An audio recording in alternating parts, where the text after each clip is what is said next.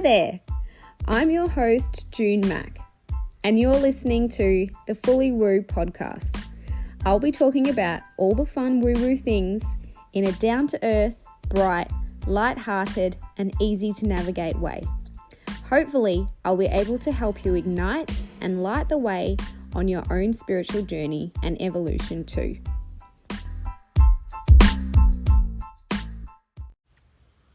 In today's episode, I introduce to you the idea and inspiration behind the Fully Woo podcast. I'll also talk about turning psychic. How exactly did I get here? How did I end up going from working a, in quotes, normal job to speaking with spirit for a living? I'll cover my story growing up. Was I someone who was always in tune, or did it just one day happen? I hope you'll stick around to join me as I recount my journey up until now. This is part 1 of 2.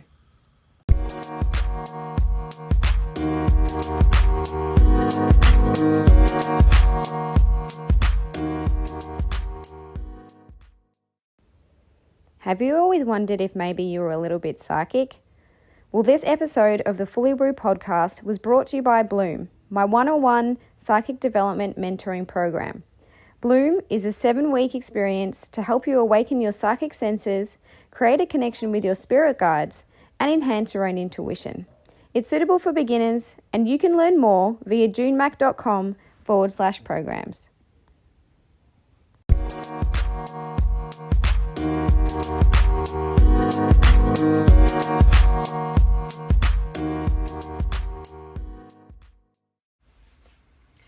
Hello, and welcome to the first episode of the Fully Woo podcast. I am so excited to be here. First of all, if you don't know me, my name is June Mack, and I currently work in the spiritual world. I have my own business, what you might call a spiritual entrepreneur, or I love the term light worker, which basically just means to me someone who is here to help transmute darkness into light, or I also love to think of it as helping others to find their light.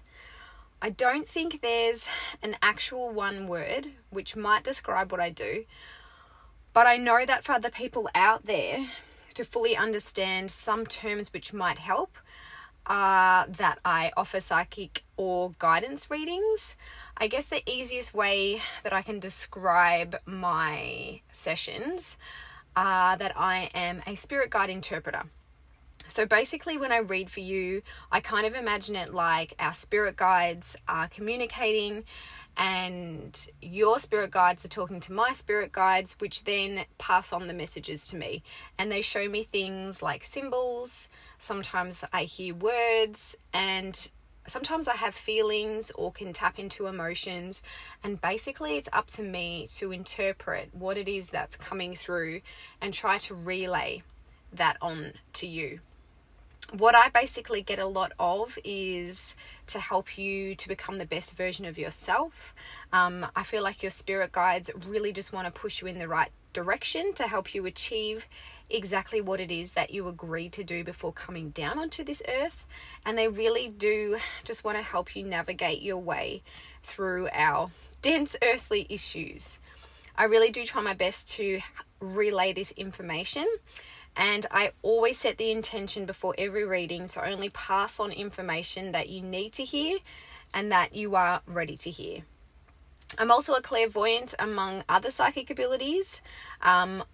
Also, I possess clairaudience, which is the psychic sense of hearing. Clairvoyant is the psychic sense of seeing. I'm going to talk about all of these psychic senses in another episode though, because otherwise we'll be here for a while if I start going through them all.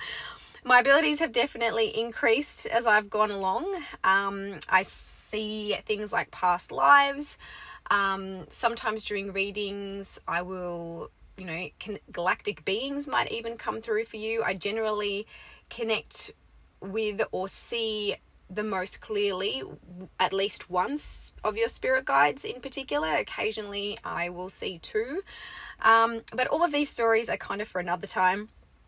I'll just sort of throw out the basics. I also tend to see which chakras are blocked. And at the beginning, I couldn't do anything about it. I would just send them on to somebody else.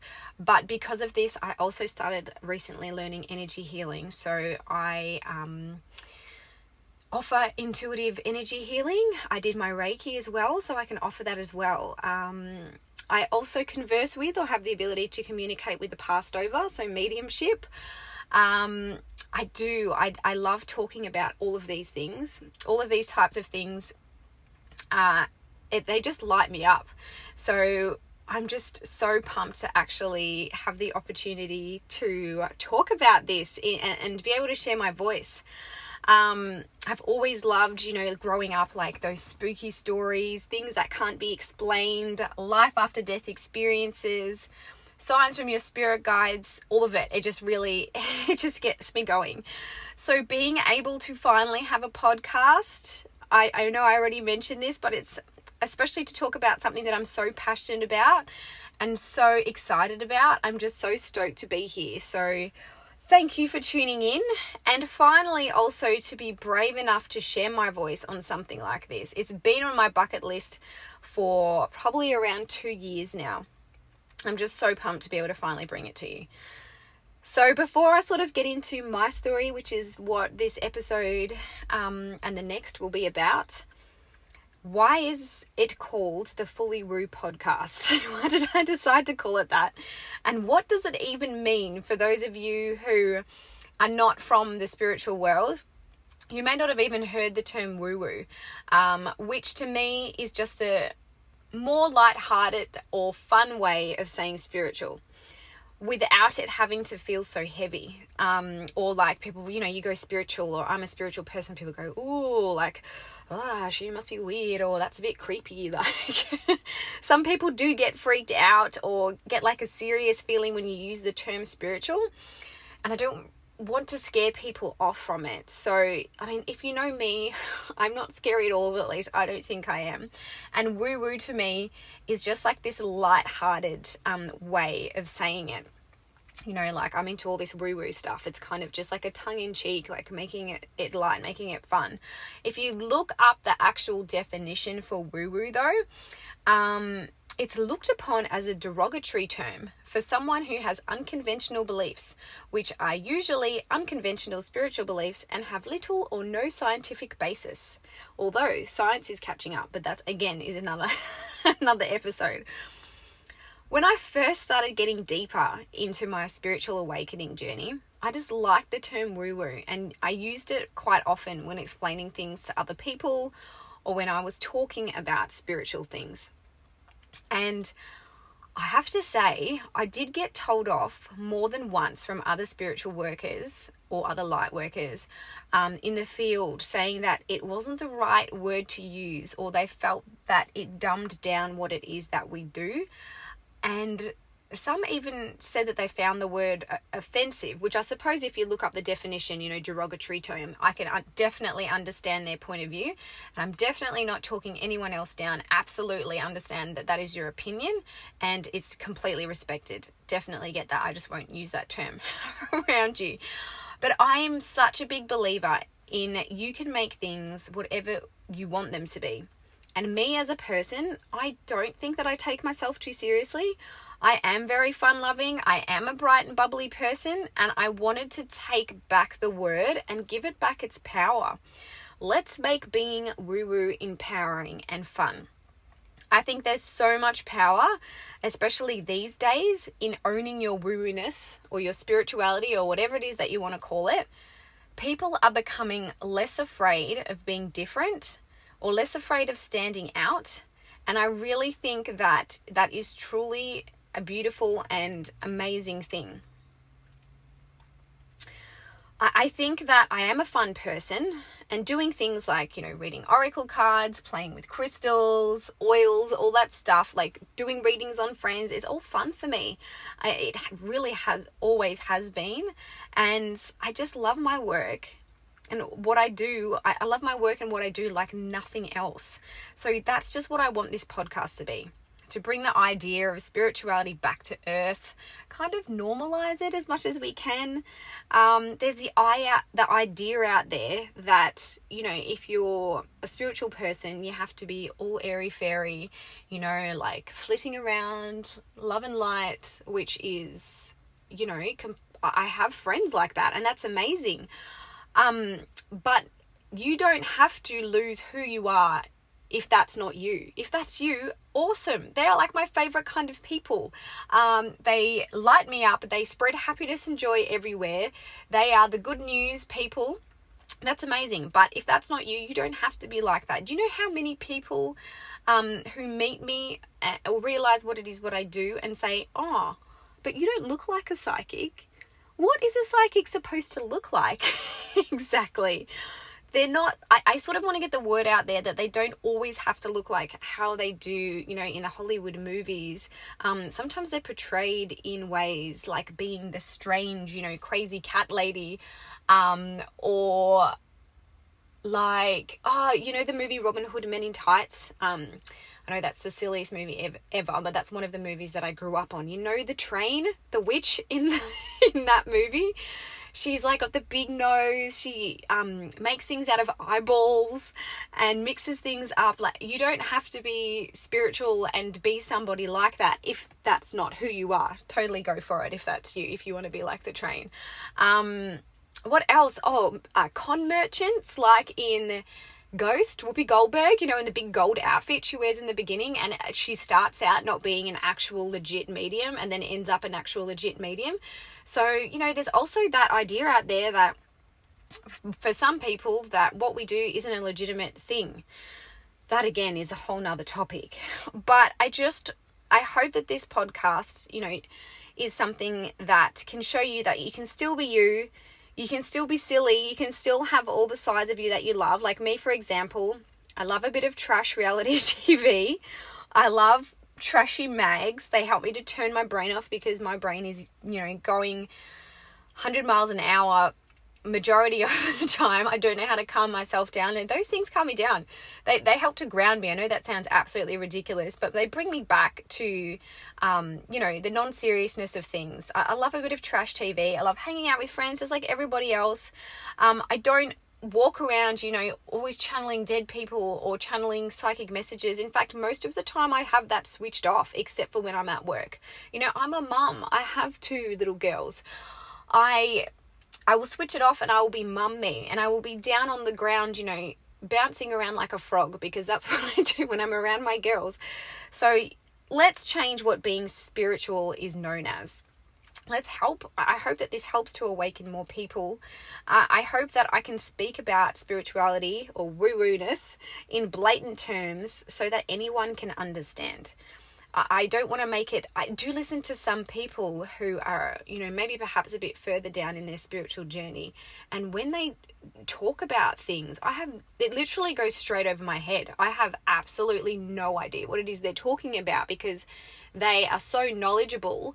But when you're someone who does talk about things in, you know, blatant terms or in a down-to-earth way, or maybe you're just at the start of your spiritual journey, I really found those people hard to follow. And I don't mean that in a disrespectful way. I just am hoping that this podcast can try and keep it on simple terms, because I'm a simple person, right? I need it to stay in that simple format because that's just me. Like, honestly, I have problems. So basically, get it out there that you can be spiritual and you can be you, and you is exactly who you want to be, exactly what you want to make yourself. You don't have to be, you know, there's another thing out there, like someone said, oh, you're a spiritual person, so you must be vegan. You don't have to be. You can drink cans of Coke, you can drink cans of vodka, whatever it is you want to do, you can just be that. So, with that being said, at what point did I turn fully woo? How did I get this way? At what point did I stop working in a mainstream or a, what do they call those things, those talking marks, normal, you know, those things that they do with their fingers in Austin Powers, laser beam points, talking points. So normal job, and start psychically tapping into people for a living. Fully woo, or when did you turn fully woo? That is kind of the question that a lot of people had been asking me, and I want to explain that properly because I feel like, you know, I don't like to keep people for too long, and when I'm explaining it in workshops or in readings, I sort of skim over it. I don't go in deep. And even now, I'm not going to go into it so deep, but it is going to probably go over 2 episodes because I want to try and keep these episodes a little concise. So, to the outside world, or to some people that knew me who weren't talking to me so often, because of COVID and things, we all went and hermited for a while. It probably looks like to the outside world, or to, these people, that 1 minute I was teaching first aid. So that is literally the job that I did right before I started doing my spiritual work. So I was teaching people first aid, quite a normal job. And the next minute, I'm saying that I'm talking to spirit. It might have seemed quite sudden, or I had some people even say like they were scrolling Instagram and then next minute they were just like, what? Wait, what? Why is she talking about psychic centers and things? Like, what's going on? But this for me has actually been a lifelong evolution. I just never really spoke to too many people about it. Obviously my very close friends and family knew that I was always kind of into this stuff, or sometimes it just didn't come up in conversation. Like even now when I make new friends, they might not have any idea what I do because I haven't asked. So if it doesn't come up in conversation, I'm going to walk around going, hey, sometimes I see little passed away people on my stairs, in my stairwell. It just doesn't come up sometimes. So don't get me wrong, I would have never have believed or set a goal that this is who I wanted to become in the early days. I would have never dared to believe that this is what I would be doing. No way. Even a year and a half ago, this would have just completely blown my mind. I just I have no idea. I can't even stress that enough. But it definitely is something that if I were to know, say when I was a teenager or whatever, how I would turn out, I would probably still be psyched for it. Because I've just sort of always had this on the back burner, or been into this stuff on the back burner. So I guess I'll start from when I was a child. Growing up, I was part of a Catholic family. My mother is Filipino, so a huge part of the Philippines is Catholic, and they're all brought up Catholic. They all pray, they all go to church every Sunday. We went to church every Sunday. RE is a part of their school curriculum. It's just something that is a part of the way that they live. And my dad believed in God too, and he converted to Catholicism, is that how you say it? Because of my mum. In saying that though, both of them are, or were, my father he's recently passed away. But the point is, both of them were extremely open and flexible in their Catholic beliefs. They didn't necessarily follow, strict Catholic guidelines. So for example, I know that they're both open to the LGBTQ community. I know they believed in contraception because I know that they were very purposeful about only having 2 children. My dad growing up was the one who explained to me about how past lives work. I always remember, him having that conversation with me and me being completely captivated and into it. So, oh my gosh, I literally just saw a feather fall down outside in front of me. Obviously a sign that this is a cool thing that I'm doing, or a good thing that I'm doing. My parents often repeated this story to me. So there was a story when I was a child. I think I was about 2, speaking obviously, so maybe nearly 3. And my dad's auntie, who he was very close to, and we were very close to, up until that point, my mum was close to her as well. And we'd just been to the house of her daughter, so my dad's cousin, and, obviously comforting them and hearing about what had happened. And we were just leaving the house and we were in the car, and my mum and dad both describe it as in they could feel my dad's auntie there in the car with them, almost like seeing them off like she used to, always come and see us off, and kind of like a little bit of a farewell. And they both, afterwards, when they were talking about it, got the feeling that she was with her husband. So they were coming in together because they both knew the husband as well. And when we got to I'm getting goosebumps while I'm talking about this. When we got to a certain point on the road, which was maybe like 100 meters away from the house, they both felt the presence recede, and they were saying that they felt like tingles up and down their body, and they didn't say anything to each other at this particular time. This is just a story that I know so well because they tell me about it all the time. It was at that point that I said in the back, it's okay, because they've gone now, they've left. So, and they both looked at each other and were like, oh my gosh, what did she just say? Because, I was only a very small child, and even at that point I was feeling the same things that they were feeling, which was like a final farewell from my great aunt. And that was one of the earliest memories that I have heard of from my parents, because I don't remember this really myself. I think I do, but when you think you remember something but you're actually just remembering from the story that's been told. And I'm not telling you about these circumstances because I think I'm any more special than anyone else, or that I think that I'm one of those rare chosen ones. I don't actually think that that's true. I do believe that we are all born with these abilities. They're just not usually encouraged, and we accidentally shut them down, or sometimes our parents accidentally shut them down.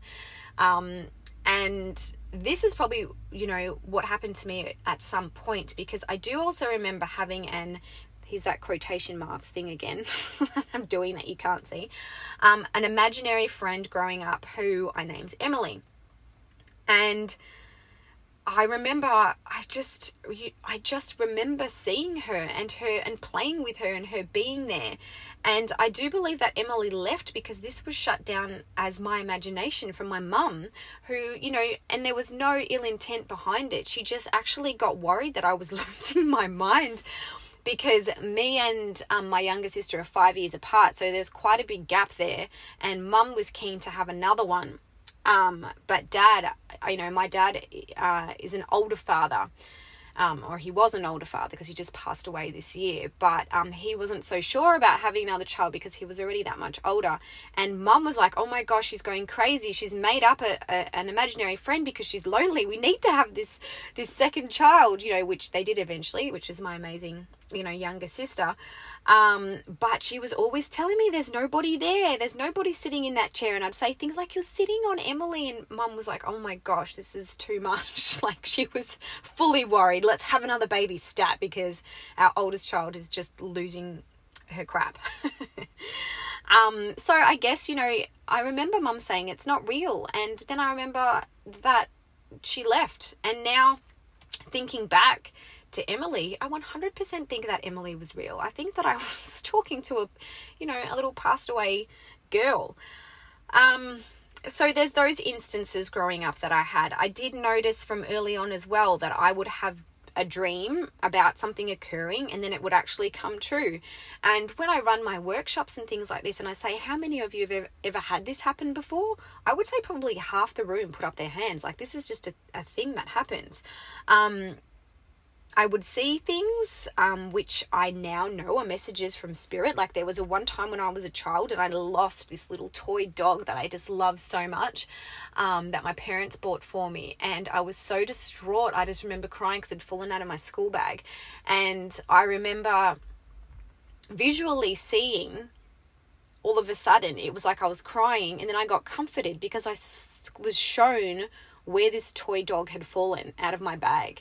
And I remember the next day running to this spot, like on the way. So it was when my parents would drop me off at school. I remember the same track that we'd walk down, being dropped off at school and finding it exactly where, spirit had shown me. Like, stop losing your crap and we'll show you where it is. Like, don't be so upset. So there was that, instances like that too. I remember really only confiding in my mum's sister, so an auntie, about this. So she's also passed away now. Please, God rest her soul. But she would tell me about things like astral travel. She taught my mum energy healing and Reiki and crystal healing. And I grew up with all of this stuff around me, even being in a Catholic family. And I do consider this lucky, and I am so grateful for this, because this means that to some degree it was easier for me to be open about these things when I did decide to step out of the closet. It wasn't my family so much that I had to be afraid of. It was more everybody else that I was packing my dacks about. And my auntie told me when I confided in her, she told me I was special and to try not to lose these things and to try not to shut it down. I remember feeling other people's emotions growing up and wondering why other people didn't seem to feel it. Like, if another child was crying, I remember being really upset and being really able to empathize with this other child too. And then it didn't seem like anybody else would get upset, but then I would. So I wondered why. I always wondered why no one else seemed to be able to feel the things that I was feeling. I remember telling my husband at school about it. So we went to high school together. Yes, we've been together a very long time. It's coming up to 19 years this year. He was one of the first people that I opened up to about from school, really, from high school, and he didn't even bat an eyelid. And I remember that was, one of the signs that I knew that he was the person for me, because he's been so supportive of me on this journey. And my relationship with him, he's always known about my abilities. He found it really hard to surprise me in the past because I didn't used to know how to control this. Now I can switch it on and off like that. But going through life up until the past couple of years, it would come in and out and I wouldn't know how to control it. So I knew the day he was going to ask me out. I literally had it written in my phone. I wrote down November 20th, the day that Macca is going to ask me out. And when he asked me and gave me, the little gift with it and everything, I was like, I knew this was going to happen. He's like, oh, what, really? And I remember showing him in my phone, November 20th, the day I was going to be asked out. I remember, what Christmas presents he was going to get me. He'd be like, you know what you're getting, don't you? I'm like, oh yeah, I've already seen, it in a dream. There's a dressing gown coming, or I've seen it in a little vision. My engagement ring, I saw what it was going to look like before he actually proposed. And I remember him, and I didn't think like he was actually going to propose. I just remember telling him about this ring that I'd seen, in like a vision, and it had like a big diamond in the middle and 2 on the sides. And I remember him going away, and just walking out of the room. And apparently he was like calling his mum, absolutely cracking it, because I'd obviously described the ring that he just bought. But at the time I didn't realize that it was actually going to be mine. I'd just seen the ring, and I remember it used to frustrate him so much. There's so many things like that he found it really hard. I saw both our children, so both our girls, before they were born. They were shown to me in dreams, and I described both of them exactly how they were going to look before we actually had them. So one of the coolest stories in regards to that is my oldest daughter. Me and my husband, we both have brown eyes, and me being half Filipino, we never thought that having a child with blue eyes is a possibility. But I was shown a dream. I was shown a baby that I knew was just mine, with bright blue eyes. And I remember waking up and saying to my husband, I think I've just seen our baby.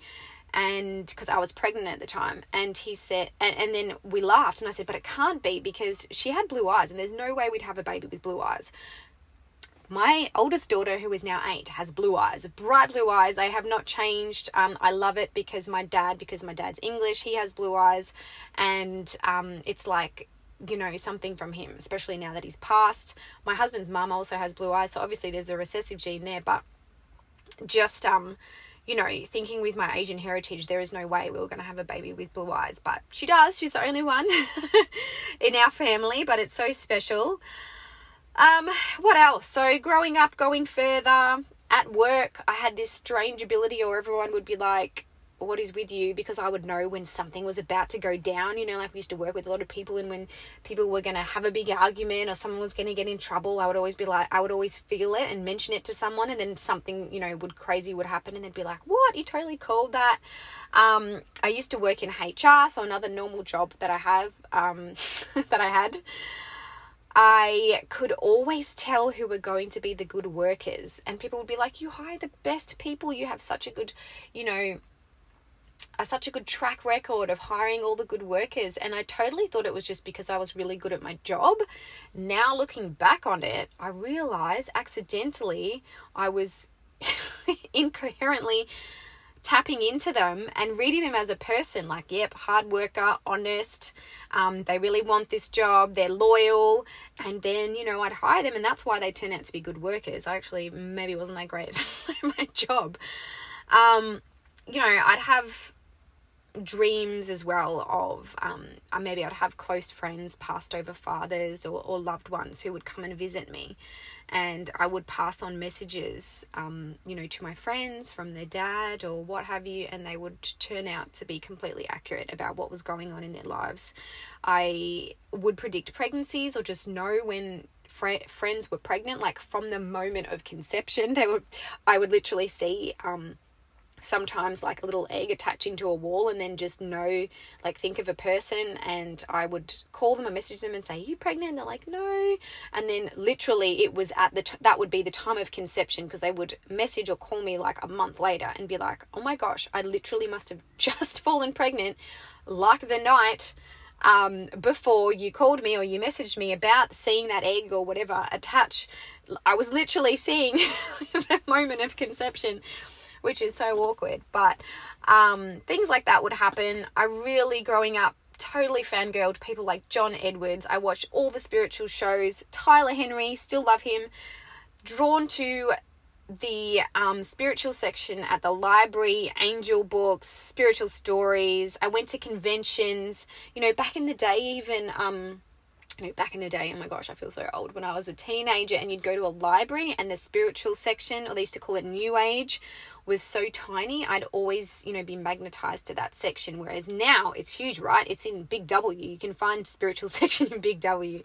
But I remember just always wanting to read it. That's just all I was interested in, really. That and biographies. I love biographies. Yeah, I actually started, I would, you know, take my dad to conventions. I would drag him along, because he was, you know, he loved all this stuff too. I started going to readings when I was in my early 20s. So from early 20s was when I first had my first experience, and haven't really stopped going since. Growing up the way I did, I never had any doubt in my mind that there is so much more than just this physical world that we experience. I had absolutely no doubt. I'd already seen and felt so much proof. I didn't need anyone to explain it to me. I just knew. It was a belief for me that has never wavered. And if you are different to this, and you are new to all of this stuff, and you never believed before, and maybe now you're just starting to get interested, I don't believe that matters in regards to you potentially having, you know, psychic abilities or gifts. I don't believe that you are ever too late to awaken. I was just, you know, prior to this, very careful to who I shared this stuff with. I was afraid of being judged. I was afraid that people would think that I was totally weird, which they probably still do, or that, you know, in high school, like, it's just definitely something that was like not cool. But yeah, so up until now, this is the only time that I've sort of gotten the guts up enough to be able to share it. With myself, you know, going through the years, it's something that would happen in and out. It would happen in phases. You know, I'd be super psychic 1 minute, then it would go away for maybe like 6 months or whatever, then come back. It was never something that I focused on or dedicated a lot of time to. It was never something that I could control when or how it would happen. It just did. It was never the focus of my life until now. I could never control it until now. I was never brave enough to be open with it until now. So how did that happen? What changed in me? What events unfolded to get me to this point? So you will have to listen to the next part of this story, the part 2 of 2, so the next episode in my Turning Psychic, How Did I Get Here story. Thank you so much for listening to my story to this point, to my first episode. I'm so grateful to have you here. I just can't wait to share the rest of my journey with you. And until next time when we connect, you will hear me then.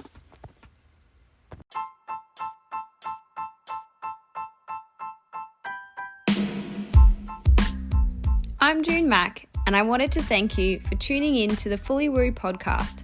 I can't tell you how grateful I am to have had you here. You can find me over at junemack.com or on all social media as Ms. June Mack.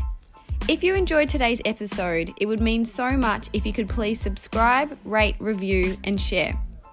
Thank you so much for listening. It's been a privilege to be in your ears.